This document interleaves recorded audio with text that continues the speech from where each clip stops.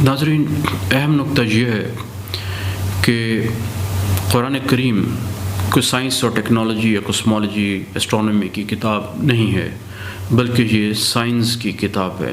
कुरान करीम में 6000 से ज़ायद आयत हैं और उनमें से 1000 आयत साइंस से रिलेटेड मैटर्स को डिस्कस कर दी हैं।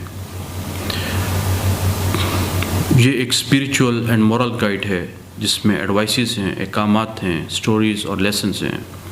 और हम जानते हैं कि अरबी ज़बान एक बेहतरीन एलोक्वेंट लैंग्वेज है जो इनक्रेडिबल डेप्थ को डिलीवर करती है और प्रिसीजन कम से कम अल्फाज के साथ।